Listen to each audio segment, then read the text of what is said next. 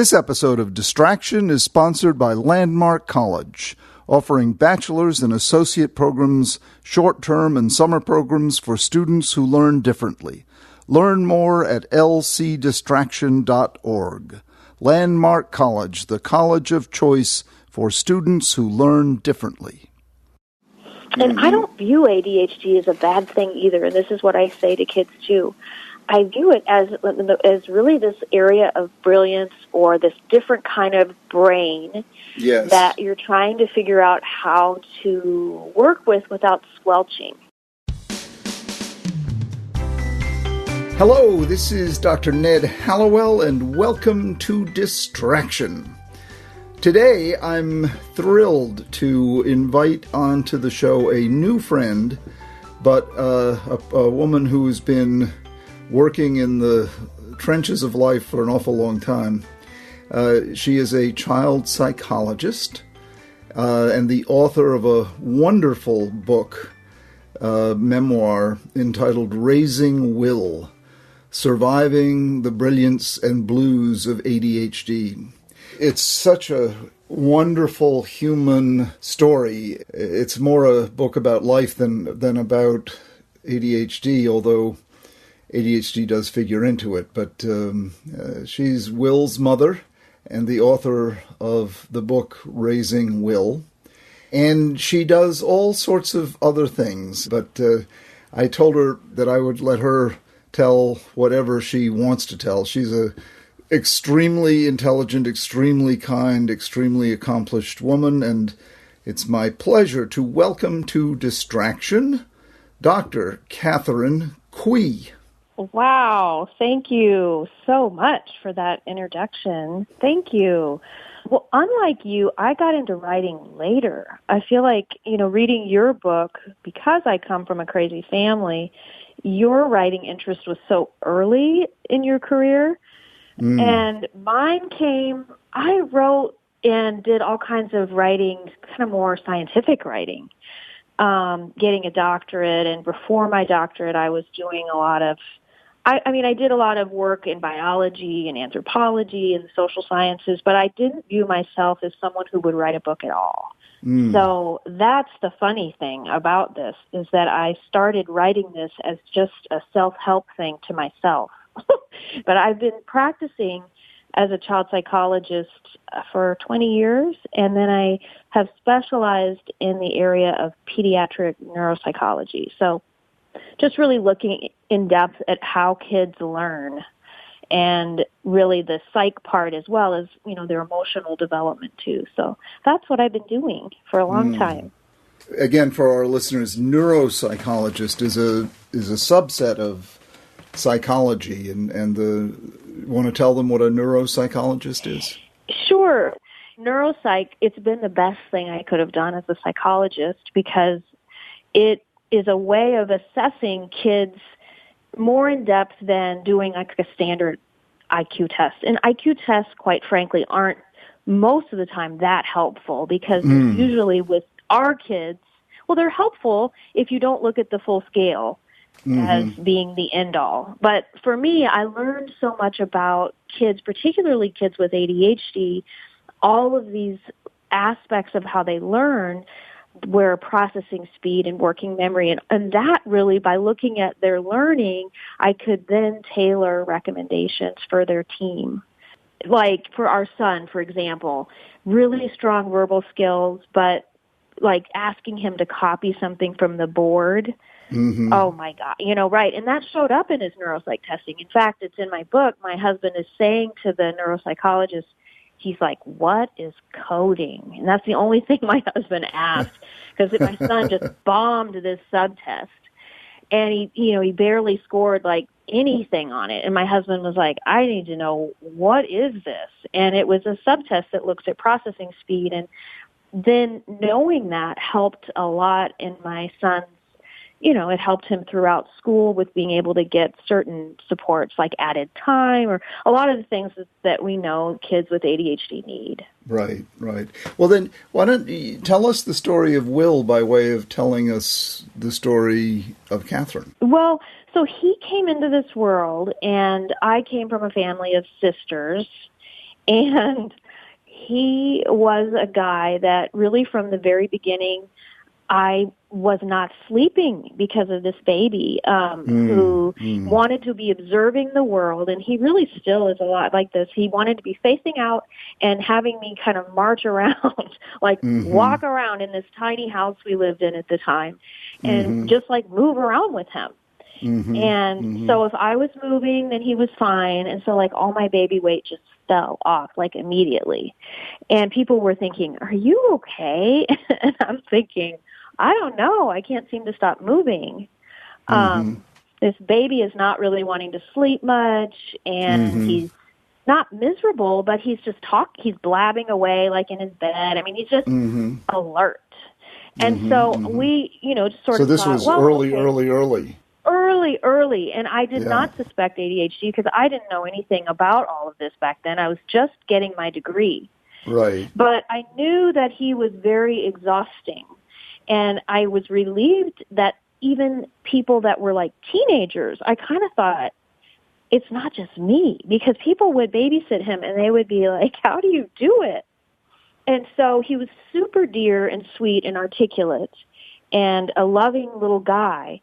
So not that type where I had all of the tantrums from him, but very, very active. Like he literally climbed his psychiatrist's bookshelf at the day of the diagnosis.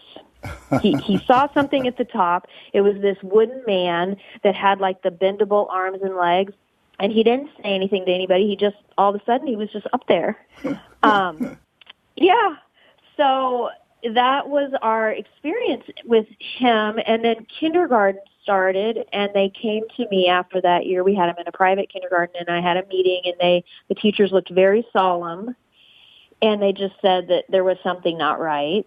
And so they thought he might have autism, like a high-functioning form of autism, just because he wasn't, like, he was at the Little Pilgrim in the, like, Thanksgiving play, but he was, like, over here when everyone else was over here. Right. And then they were saying, and then he was fascinated with the gun mechanics, this little pretend gun they had him slinging over his shoulder. He was knowing all the facts about, like, matchlock guns versus, so there was that kind of fixation part, but he had friends. And so anyway, then he repeated. I had him repeat kindergarten. He did the neuropsych testing. He got the diagnosis, and he still wasn't writing his name well or doing any of the things you should be able to do in kindergarten, other than his vocabulary was really exceptional.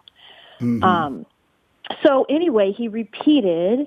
Thank goodness he repeated, because he just and then we had a lot of tutoring, and he's had just a lot of help along the way.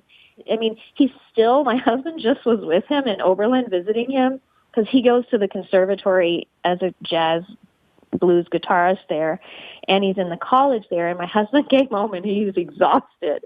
He's exhausted.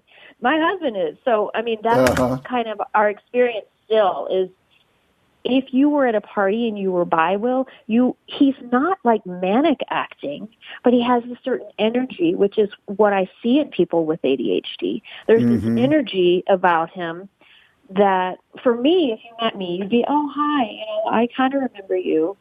But that's not people's experience with him. So anyway, he's been that way all the way through. We've been working really, really hard to help him, and he's very, very thankful, and and he's a great guy. So you knew from early on that he had this condition called ADHD. I thought he did. I pretty much told my husband, I think when Will was like 4, my husband thought that William should be wearing, literally, he thought he should be wearing a helmet when he was like 3 and 4, because he fell so often. He would be sitting in his chair in the kitchen, and he'd be talking to us, playing with all his action figures, and then he'd just fall out of his chair because he'd like wiggle too much one way. And the next thing you know, he'd be on his back, still talking. But how did you at the same time preserve your vision that there was a lot right with him? Because, you've talked about what was wrong, but clearly as a mom, you did a lot for him to develop his talents, not just treat his so-called disability. Well, he is very engaging and loving. kid. Part of it is that he is the kind of kid that his teachers, I mean, he's also gotten in trouble a lot for, like when he was younger, teachers would, Will go out in the hall, Will do this. As he got older. So his teachers were also very drawn to him, and he was so good with music that even when Will was older and teachers would say, hey, can we talk to you for a second? He had gotten in trouble so much, he would be afraid, but many times they were just wanting to tell him something musical that they were excited about. So I think that he's very bright, and it really never felt like, should I do this? It was always just, what do we need to do? And he had a really horrible teacher first grade, and that was the real low. Tell us about her. Everyone loves stories about horrible teachers. Well, every person's name in the book, of course, and no one is who they, I changed all the names. Right. But this teacher, what happened is she developed this thing called Fun Friday for students. And if you could follow all the rules, he was the oldest first grader because he'd repeated, but, so you'd think that, but he was also behind with reading. And so kind of everything was still pretty problematic, except he had good friends. But anyway, don't toss that off. So he had good friends. That's important. He did. He always has. Yeah. He's maintained his close friends from really young. They're very close. And they're musicians. A lot of them are like him, high energy, quick-witted, quick thinkers. They just did not get in trouble for wandering around. Their symptoms were a lot less. His main thing was he was out of his seat. So she would contact me at the beginning of the year and say, he's singing, it ain't gonna rain no more, or whatever he was doing. And of course I felt for her. My job was to try to help her, and we would say, Will, please.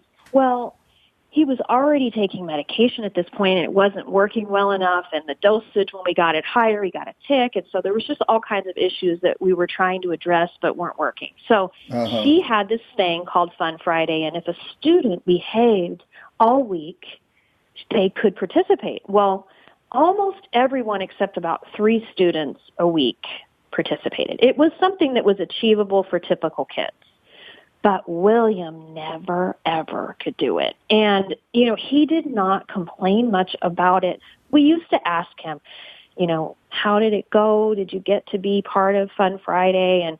And he would always just avoid the question. He didn't want to talk about it. And then my husband we had a conference with her, and he basically said, how would it be for you if your coworkers were docked in salary because you did something wrong? Right. And so he challenged her, and she stopped writing his name on the board and instead did a tally system at her desk. So wow, that's great. She was willing to change. She was willing to change, but not enough that he could participate. And I mean, this isn't a kid who was calling her names. This wasn't a kid who was defiant. He was unable to remain in his seat, and she did not allow students fidgets or chewing gum, or she didn't know those strategies on how to help. So she didn't understand ADD at all. At all. Period. Like I would send her art, I would send her things, she would send them back, and she would say, I think with social, he's such a social kid. If he has enough peer pressure, he will want to be in Fun Friday. So did your efforts to explain ADHD to her just fell on deaf ears? Completely.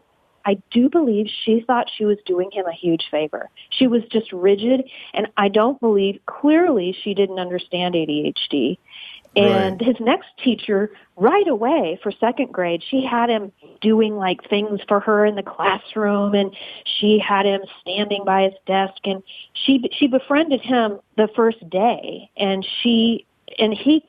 teacher just came to the book launch, and she just adores him. And so, he was a teachable kid, but yes, you really did have to think outside of the box. That's frustrating when you have a teacher who just doesn't get it. Oh, and so I wrote a lot of horrible things that are not, I wrote a lot of just about how frustrated I was. And of course, none of that really would have ever been good for the book, but it did help me at the time. Yeah. And now what number child was he for you? He was my first. And so, there's also the extended family dynamic of my mom very much wanting me to raise a son who did things that she felt boys got away with, like he needs to write thank you notes. This kid needs to, I hope you don't spoil him.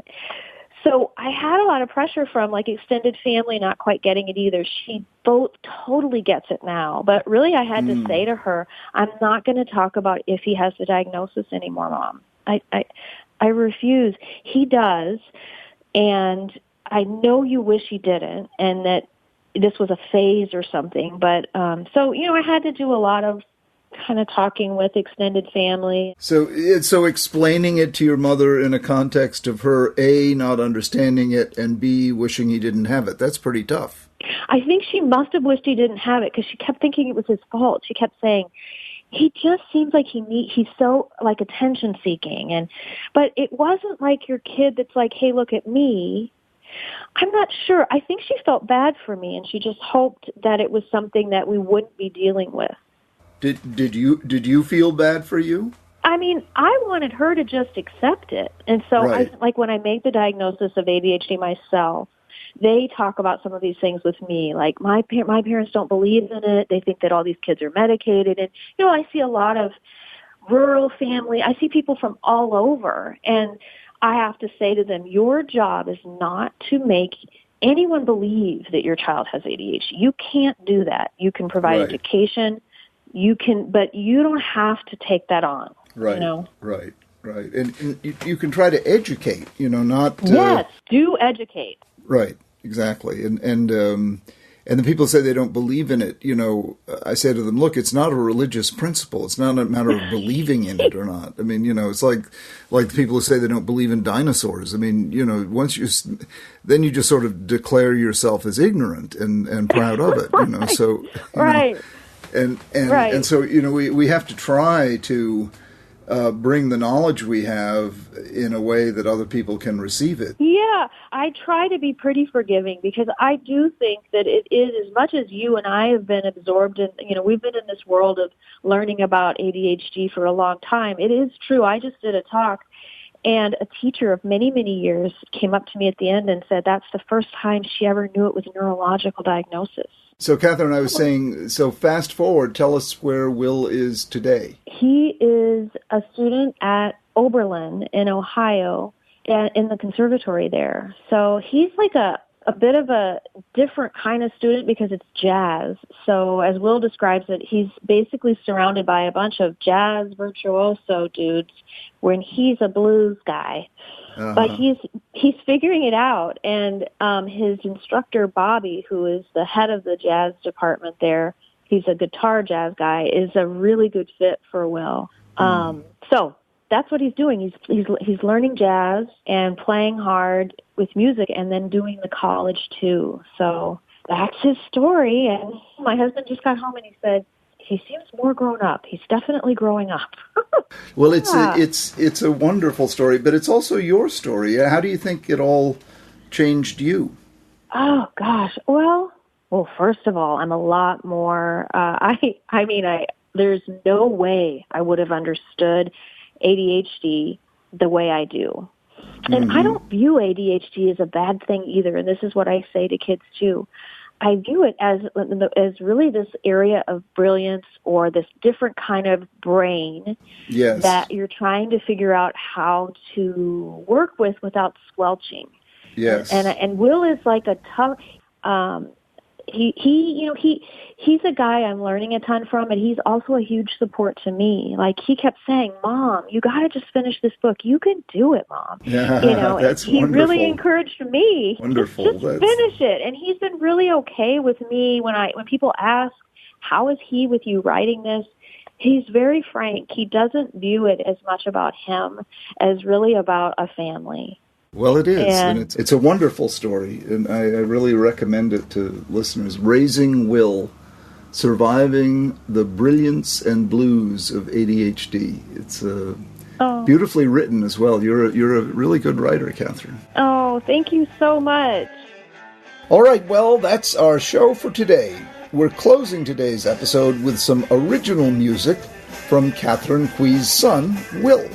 Until next time, I'm Dr. Ned Hallowell for Distraction.